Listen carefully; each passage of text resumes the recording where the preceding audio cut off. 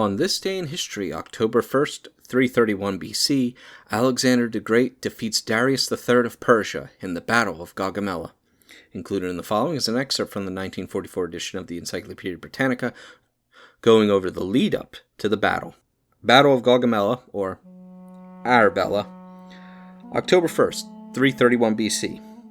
After his defeat at Issus, Darius assembled a vast horde of men at Babylon. Thence, marching northwards, he crossed to the left bank of the Tigris and established his magazines and harems at Arbela. From Arbela, he moved forward to Gaugamela, some 32 miles westward. Having conquered Egypt, Alexander marched northwards through Palestine, crossed the Tigris at Bezebdi, north of modern Mosul, and, learning of the Persian king's whereabouts, he at once moved forward with a picked force of cavalry. Having located the enemy, he rested his army for 4 days and fortified his camp.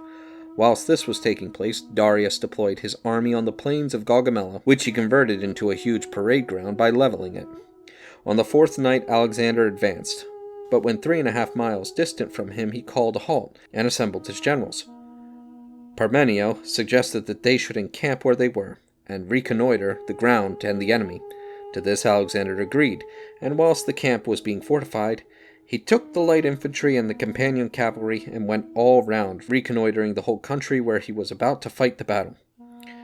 On his return, he called together a conference at which he discussed what he had seen, and urged upon his generals the importance of the immediate execution of orders.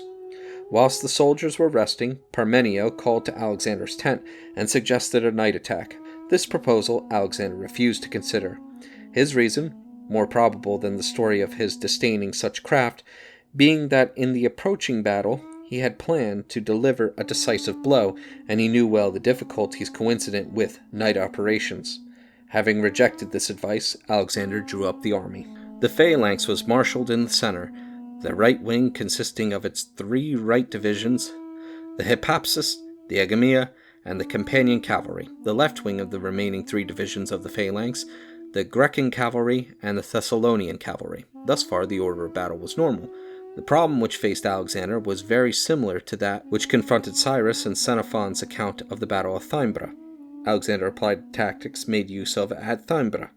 Behind his front, he drew up a reserve force consisting of 2 flying columns. These he posted one behind each wing at an angle to the front, so that they might take the enemy in flank, should an attempt be made to turn the wings. Or, if this did not take place, then they were to wheel inwards and reinforce the main army. In front of the companion cavalry, he posted half of the Agrianians, archers and javelin men, to oppose the charge of the Persian chariots. The baggage guard consisted of Thracian infantry. In all, Alexander's army consisted of 7,000 cavalry and 40,000 foot. The Persians were, in all probability, about 5 times as strong.